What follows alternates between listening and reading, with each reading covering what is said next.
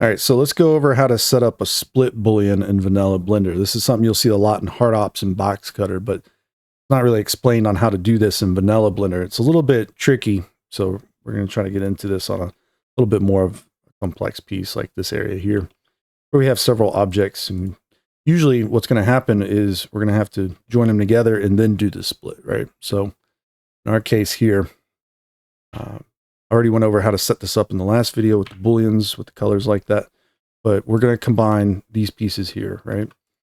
And right now, let's hide this. We have something like this going on. You may want to join these with Boolean unions, right? One. We're going to do a union. I'm going to select here. Okay, this piece that we selected is now a Boolean shape, so we'll just press M, move it to cutters, and we'll do another Boolean over here. And we'll do another union, and we'll set that to this one. All right, and we may want to use manifold on these, okay? So we have that set up. Now this shape also goes at cutters, so this is all one piece. You can see we have that set up now. All right, the trick with this is more than likely you're probably going to want to collapse this before you do this one. Not that you have to, but it's a little bit easier to work with if you clean it up beforehand, I think. So if you Shift D and duplicate it, you convert it to a mesh, you know, maybe make this part of your iterative steps here, get this shape going first, and then go through it and maybe you kind of work on it a little bit more, because some things aren't quite maybe where they need to be or where you would want them. Little things like this might be a little bit harder to clean up after doing a split, right? So you do want to take your time with this kind of stuff, and you want to make sure it all kind of got union together correctly anyways, which by the looks of it, we got some interesting topo here and some things maybe going on. Like little verts misaligned or whatever the case. You can try cleaning these up manually, perhaps. I'm not going to worry about this right now. I'll leave it as is. What I'm going to do is try to fix this one, because I think this one is going to give us the most trouble, probably. Which is a knife cut. I just tried doing a knife cut. It didn't work out. Alt middle click, zoom in. If we can get another knife cut going in here that works. Okay. Oh, filter key, view selected. We had them selected still. All right. Yeah. Good. Like this bottom edge is just giving us the most trouble right now. Symmetrize it. Mesh. Symmetrize. We'll go from, in our case, negative X to positive X. It's going to give us a solid edge through the bottom here, which we can now grab. This one. G twice. Oh, did I do that the wrong way? I think I did it the wrong way. I did. Okay, let's get back to where that cut existed. Symmetrize the other way. No, that was right. Negative X to positive X. All right. You should be able to GG twice this and pull it out, but if it doesn't work, in this case it's not, we could just use vertex snapping. Maybe we just take this one and press G, hold control, G, hold control. That'll do that, and then we can work the center to the center at least. Stop spinning out of control, that'd be great. You selected maybe. We can do the same for this one. And the other side doesn't really matter because we got that center edge now. So we can just do that. Let's do an M merge by distance real quick. Looks like we still got some funny business going on, right? Merge at last. Where's that at last here? I'm not going for perfection right now, but I think you get the idea. We can kind of do this number. Clean it up a bit. That's what I'm getting at. All right. Probably more going on this. It's wrong, but we'll leave it alone for now. And obviously, this was an asymmetrical piece, and now it's a symmetrical piece. So symmetry, you know, don't use that if you can't, you know. Like, but we're gonna move on. Let's do a shape to split it. We're gonna do a cube, and we're gonna go into edit mode with it. Alt Z, pull it out, and let's say we're just gonna create. Grab that face, press E, extrude it. And I just want to pull this edge out a little bit more. Set this to global median. That's probably what half my problem is right there. Have those set right. Say we pull that through like that. And all the way up to. So a little bit more unique of a shape perhaps. Like we're doing this big split here. Maybe we give it a material that we call a split. Make it like an orange. Copy it, paste it, and the alpha down. Bump the values up there. Get something like that. Okay. And so this is where it gets confusing because what you're doing is you're going to use this as your Boolean, obviously. That's going to be your split. This base mesh here, you got all these materials on it. Don't really need them. This one, you just want to make sure we're splitting it in the correct spots. And we're going to do a Boolean. We're going to do a intersect or a difference.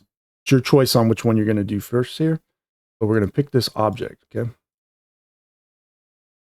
So now what's happening here is it's cutting it in this area, right?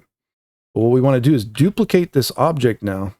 Right click, so you shift D to duplicate, and as it's moving, just right click. It'll go back to where it was. And now you want to set it to an intersect, okay? So you have two objects, but you have one cutter. So if you move this cutter or you update it, they're both using that same one, right?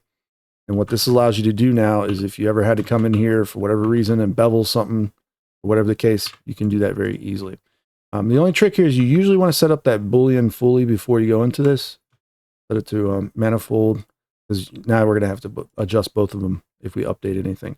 If we can still work on this mesh, as long as we don't misalign it with this mesh, it should be fine for the most part. You won't have major issues with it.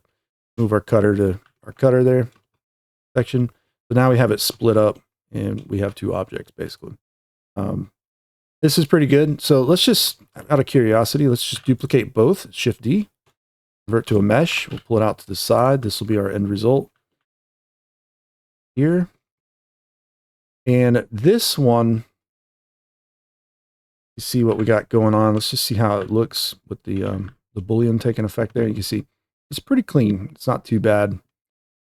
It's not too much going on with it anyways. So these are kind of the fun things you can do, because eventually you might end up in sculpt mode. And in sculpt mode, you might initialize face sets by materials. Or excuse me, not by materials, sorry. By normals. And then hold shift and drag to the right and start breaking it up. The face sets. You can use this to control smoothing. So a lot of guys are kind of under the wrong impression when it comes to modeling. If you're doing high poly models and the only purpose of that model is to bake it, you use a remesh workflow if you want. You don't have to do quads and subdivision necessarily, although they can be useful in this process as well. But you can see we can create nice face sets rather easily. Once we set that value, by the way, and we say bring back the other one, go into sculpt mode with it, and create face sets by normals. We can also create them manually if we need to. Usually this same value works well on the other parts. You might tweak it a little bit, but we get something like this, right? So now, and the reason I wanted to go over the face set side of this is a lot of you guys have seen videos where you use a remesh modifier, and they'll go through and they'll just tackle it like this. Not necessarily wrong with that. It's a usable technique, but you might want to go into sculpt mode on some of these instead. And what this allows you to do is you can remesh at a fairly high resolution here to hold all these sharp edges perhaps.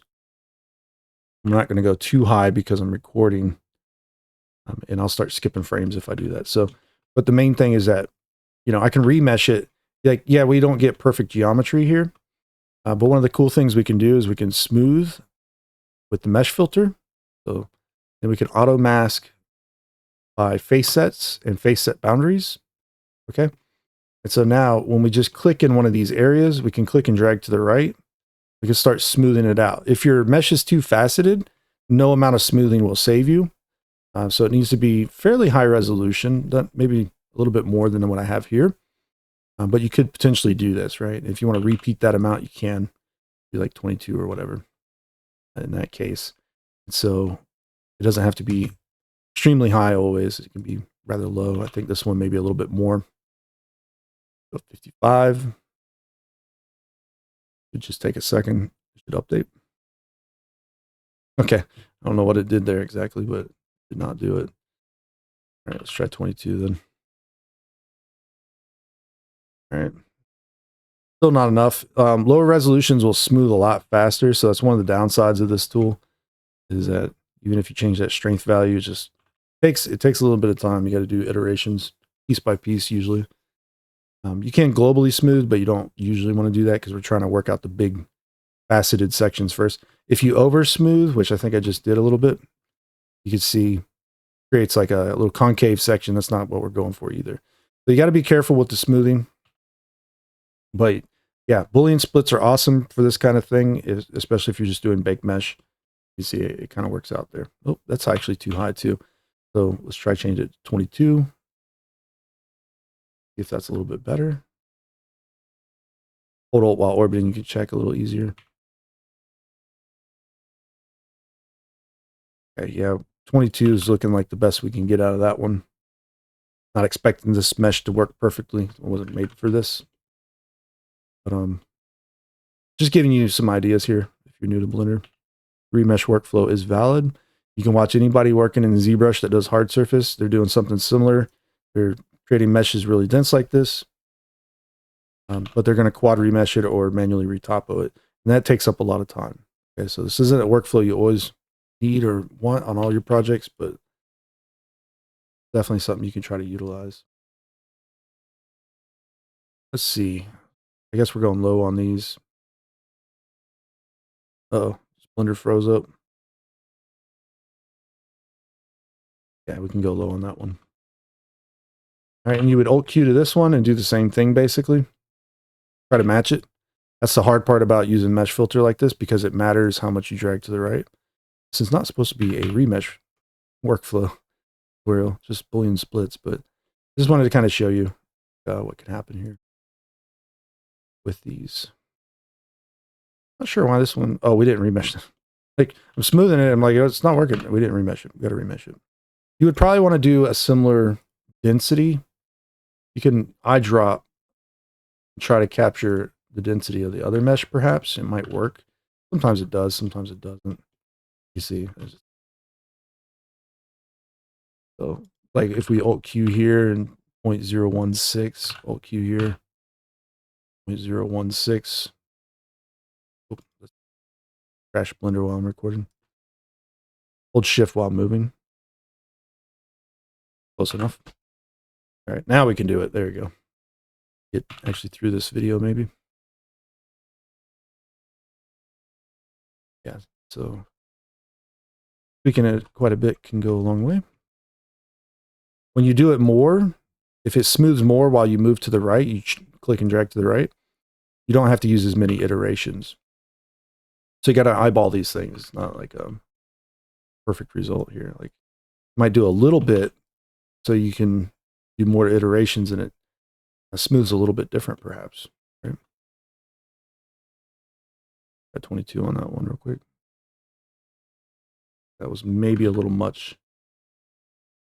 If you can just do it by dragging to the right, you can do that as well.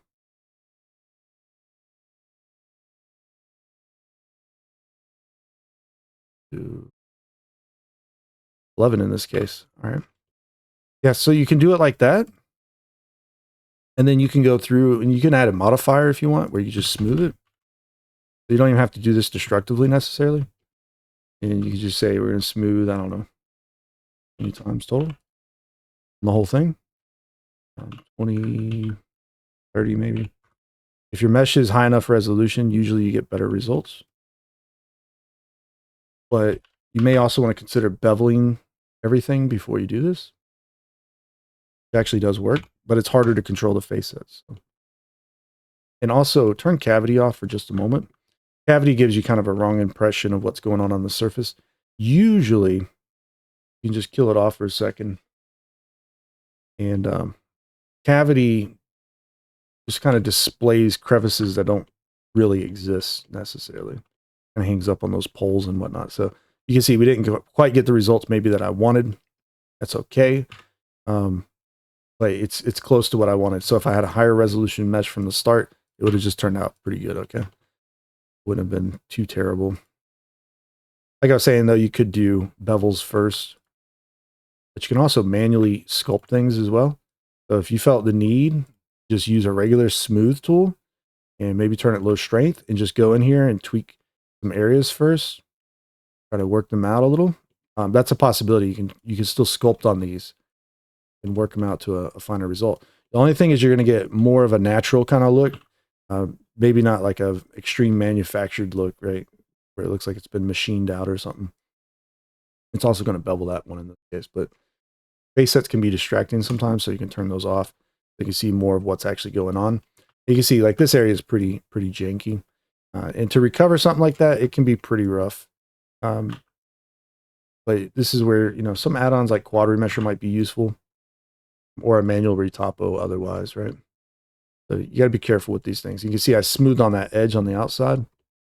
This is where we run into our biggest problem. We could cause real problems basically if we weren't paying attention anyways. And I like smoothing things with the mesh filter as well. So in here, instead of using the smooth modifier, I know if I can't smooth it out to a certain degree, like it's not good, right? Like it's just, and click and drag to the right a little and hope it works out. But if not, I need to up my base resolution, my meshes. Not going to be there on this one. Otherwise, you could try like some really crazy like scrapes or something to try to recover things, but or remeshes in general. Sometimes you can do a little bit of smoothing, remesh it, and then do a little bit more smoothing. Sometimes that actually mesh filter it.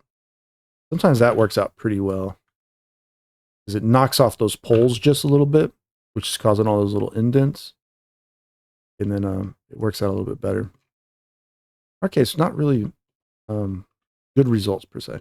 You see all this? This is something when you remesh. If you don't change the size when remeshing, just a little bit, it'll do that. Okay. This is something I think Blender should fix by fluctuating the remesh value every time you remesh, just up and down.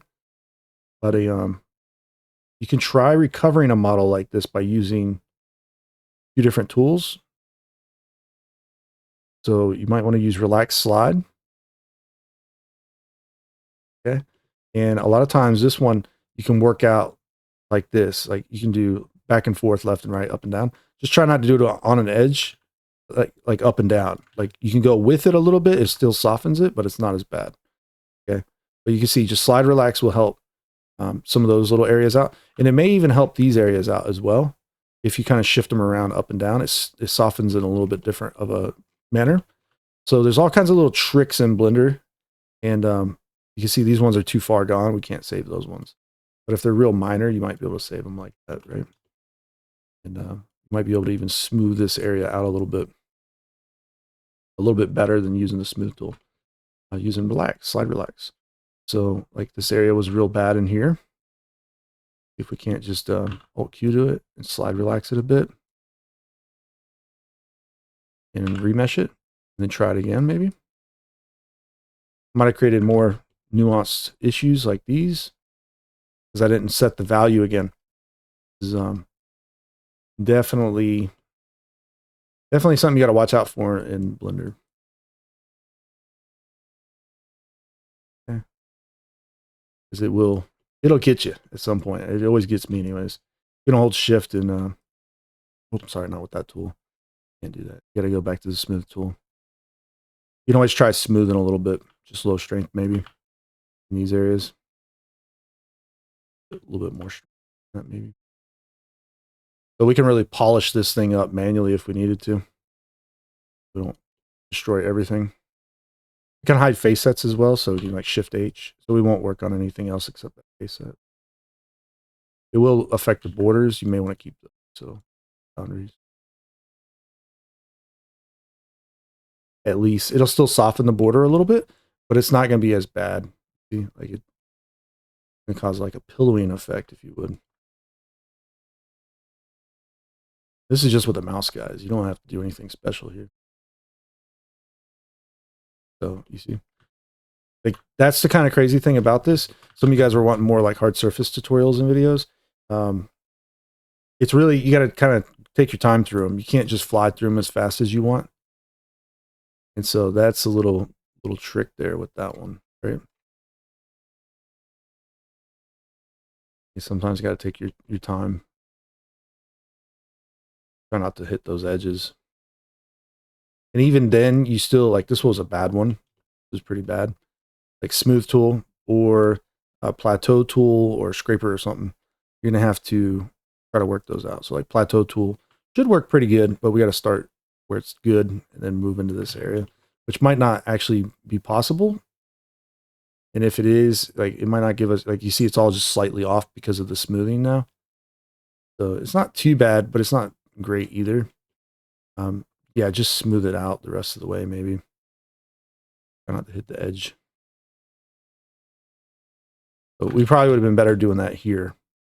Just smoothing, right? Instead of being so close to that edge. Could slide relax it out or plateau it. But that's going to be the trick with that. These ones we should be able to slide still. This should work out. Smooth these ones.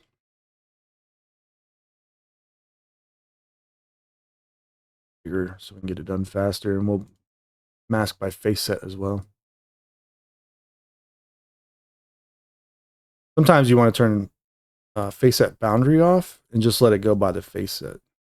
That's also, it's a valid technique, but it just rounds the edges a little bit more.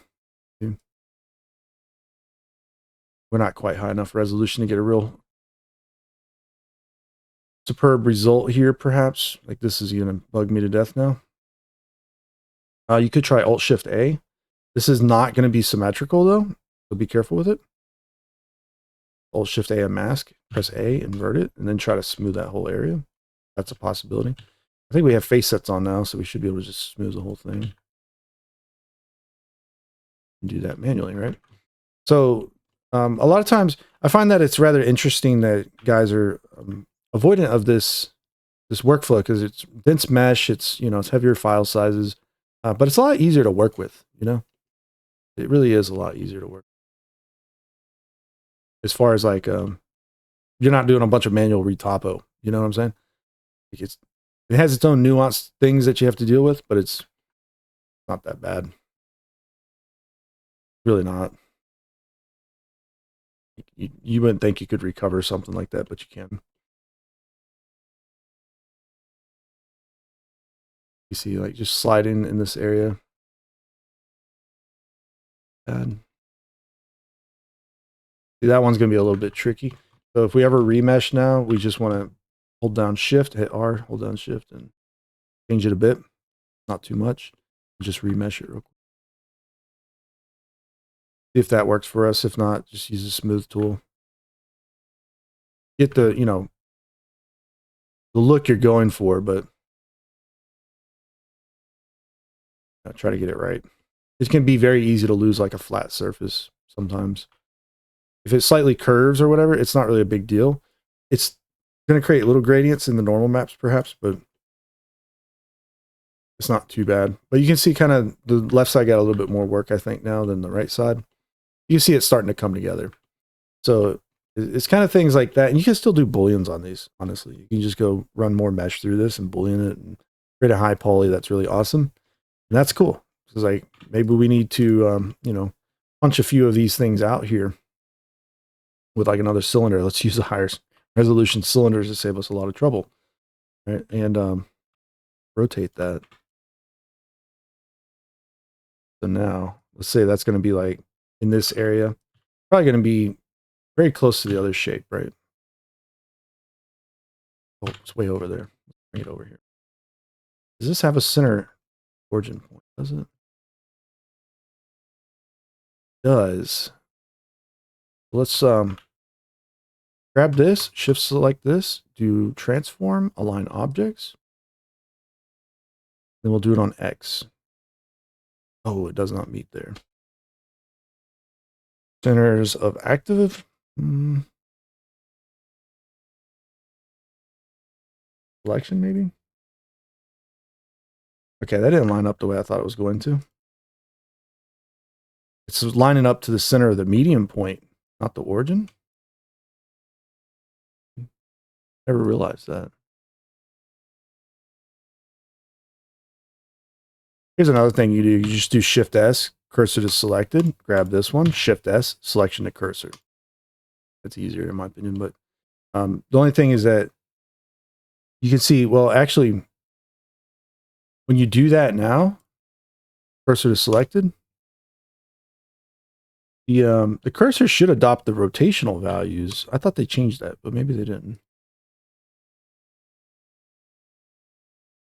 Hopefully one day they actually add that. That'd be great. But till then, you can see they actually have the rotation here. So, but they didn't update the other one. That's weird. Anyways, Blender devs sometimes, I tell you, man. Like maybe they'll add that in the next update. Who knows? Maybe they just didn't have time. And yeah, so we can do another. Yeah, a cylinder. Another 64. I really want this dead center, but we don't have an origin point for that, and it's really hard to get that right. Even like if we had an origin point, it'd be easy, but so we're just gonna eyeball this one for now. We're not gonna try to overdo this. Just want to make it like thin plastic, something like that. And so eventually we'll end up doing our Booleans. So we'll do our difference, subtraction, boom. You can see with manifold, it's still fairly performant. It's not quite as much as you would probably want it to be. But you definitely can do that, okay? And the same is true for this one here. We can do another Boolean subtraction. Or difference. I always just call it subtraction, but you see how slow exact is? Set it to faster. Well, manifold's probably going to work better, usually. But it's slower than float, basically. So you might want to try float. When you update the materials, it also, I believe it's updating the materials on the other object. So you got to be careful. Once you set one side up, you can take the other side and you can just shift click that one and Control L and copy the modifiers. Because basically they match as far as like that goes. And these can be moved to your cutters. And you get something like that. Now, the only downside of this really is if we took this and we say like convert it back to a mesh, it's going to, if we go into sculpt mode, not object mode, or edit mode, sculpt mode, we turn our face sets back on. It should create face sets with the Booleans. Okay? But this one, everything else is kind of smooth the way we wanted it to be, and this one is not, and it's all like this. So once again, we got to remesh, maybe go up in resolution a bit, remesh so you don't get the weird anomalies for the remesher. Let it do its thing. When we mesh filter smooth this one, I don't know if I would bother with smoothing the whole thing overall again. So we would want to be very particular that we use maybe just face sets, and then we can also smooth that border at the same time a little bit. Or we can hit like Shift H, or excuse me, face sets are a little weird. We can press H, and then we can do up here, sculpt, invert, visible. This is a good shortcut to change. Like you can change that one to I and replace I, basically. It usually works really well. I just selects a tool. It's kind of a pointless, but you got to go through preferences, key map to set all that up. But once you have those two together, you might be able to, just keep it on a face sets, or even just do this one, mesh filter smooth. You should be able to just smooth these two together. You can see those borders. Maybe keep mesh boundaries, okay? Instead. When you hide things, mesh boundaries holds, basically. So it's going to smooth in this area right here. Okay, but everything else should be pretty much locked in place, okay? So that's kind of fun. You've never seen that, now you know it. And you'll have to do it for the other side, of course, as well. But we'll be able to smooth that edge in particular between the two, which is rather interesting. Otherwise, you're going to go back and do it manually. So a little bit of work. And so this is what's kind of interesting about hard surface sculpting. I kind of threw this in here. It's a lot more about hard surface sculpting than splitting. But how do you actually, utilize stuff like that can be kind of important, Like we can come in here and we can smooth all day. Use mesh boundary, turn that strength up a bit maybe so I can work that out faster. It's even doing anything. It doesn't feel like it's doing nothing. Am I smoothing this side? Is that what's going on? Oh, I am. I'm smoothing the back faces here. So you want to do front faces only under brush. Because, yeah, I've been smoothing that side apparently. So you don't want to smooth back faces. That should be on by default for like most of the brushes. There's times you don't want it on, but that's the case for that one. Alt H for a second to see. Okay. I kind of want to add that blue one to it.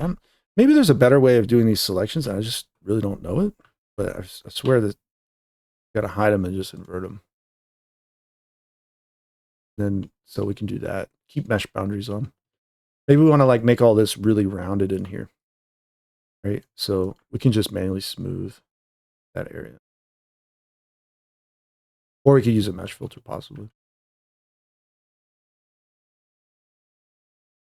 So holding the boundary here might cause some distortion on that edge as well, I think, if we do that too much. So I'd probably just manually.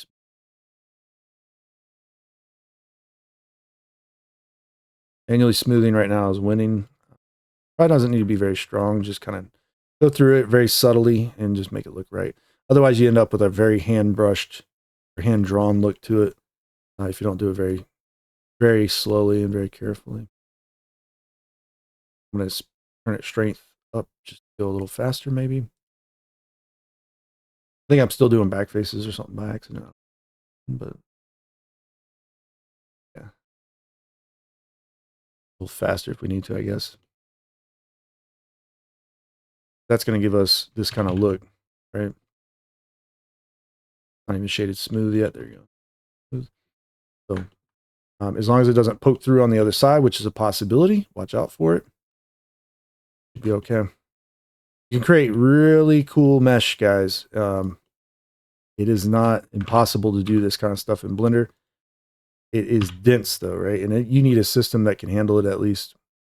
Mine barely handles it, so yours probably might struggle a little bit too. But you can see how that all starts to play out, right? So if you just doing baked mesh, this is acceptable.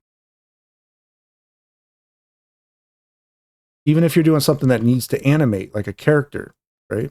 You could possibly do this on parts of the character. Your retopo of the character that you bake to the low poly is the one that needs to deform. That's the one you care about the most usually. So there's a lot of little tricks to 3D modeling, and that's kind of one of those things. So like you think you can't use this because you need something that deforms in a video game. That's not true. You could. It just depends on how you want to work it, basically. We could definitely work these out smoother if we take our time with it, but try to keep the sharpness up. Otherwise, we're going to have to manually like correct the sharpness, and that's do that if you don't have to. So. But yeah, not too bad at least. I'm just going to click a few times in here with lax maybe, or even smooth. Just you just click a few times. You don't always have to like run the brush, Might help it out a bit. All right. So when you're wondering about detailing an object like this, like eventually we're going to get into a bunch of nonsense. This is a possibility for you if you're just doing bake mesh. Okay? At the very end of this process, if you save this file right now, you see the face count is at, it's pretty high. You're going to have your Blender file is going to get larger and larger basically. And so in even your scene, your polygon count, your triangle count is going to go up higher and higher as well. So you don't want to leave them like this necessarily. Like when you get it to a result that you're happy with and you're like, for sure, like, okay, I'm good with this. Just go ahead and do a decimate on it. So just add a decimate modifier, turn it off at first, set your value to what you want it to be. We'll just try 0.5 for now. And then you just apply it. So Control A. And it should apply, right? So it's not all automated. There's definitely some manual finesse in this. But what that does is it just breaks down the flat surfaces as much as possible. This is why it's important to try to keep surfaces flat. Really curvy stuff doesn't break down as well. So you can see this is still going to be a fairly dense mesh. But we've knocked off quite a bit here. It's not, maybe not as low as it can go. There are some tricks to this, perhaps, like you can do a decimate. And some guys like to do these in low amounts, like 0.9s or somewhere around there. And you just turn it off, set 0.9. A modifier, if we Shift D, we can duplicate. So we can run this iteratively. Now we can press Control A, apply 1, right? And then we can do another one with Control A. It's just going to apply one after the other. And as it goes down in polygon count, it will, or triangle count, should I say? It'll get more and more performant to do the decimates, basically. The trick with this is you can nudge it down little by little. It generally creates a better decimate, but it's not, I wouldn't say much better. So sometimes it's still good to do like a big one first and then kind of work them down smaller amounts. You're just trying to avoid certain types of topology can show up in normal maps. You got to be careful with it. In our case, I think it's only holding on to these because we didn't fully smooth it out. Okay, so things like that can happen. But you'll have to play with this idea in this workflow to really get the hang of it. But before you know it, like, hey, if you need just static geometry and mesh, you can Boolean the heck out of it. Everybody likes to complain about topology, like it's not proper quad topology. You shouldn't use Booleans this way. Terrible. It's not true. It just depends on how you process your geometry, how you're going to work it, and what its use case is. Right? For game models, game mesh, this is acceptable if you need it, right? As long as you're not getting like terrible shading here, you should be fine and good to go. Now, some minor stuff might show up, but you can usually work that out with the like don't decimate it too far, basically. Normals, you can check with the normal mat cap so you can see what your normals might look like. Okay. In a baked texture anyways. And a lot of times they come out looking better in the baked texture because it's just the resolution there does kind of get rid of some of this because this is fairly dense. And so if your pixels aren't this size here and then you have a pixel that's like a little bit bigger, it'll be like a blend of all of that into one, like it, it averages it. So that's good. And so that can happen quite often. It's not. This might affect you most if you have something like real close to the camera. That's probably where it's going to get you the most. Like when it's like right up in the view, maybe some kind of weapon or something, kind of sight on a weapon. I don't know. That's when you're going to start noticing this the most, right? So you want to focus on those areas. Maybe if you remesh them as high as you possibly can so they don't show up, hopefully. And then decimate them appropriately, right? Right. So, but anyways, that's splitting mesh, guys. That's a long video for splitting mesh, but I think you get the idea. You can do some wild stuff that you never probably thought you could do inside of Blender, right? Anyways, hope you enjoyed. Check you out on the next one.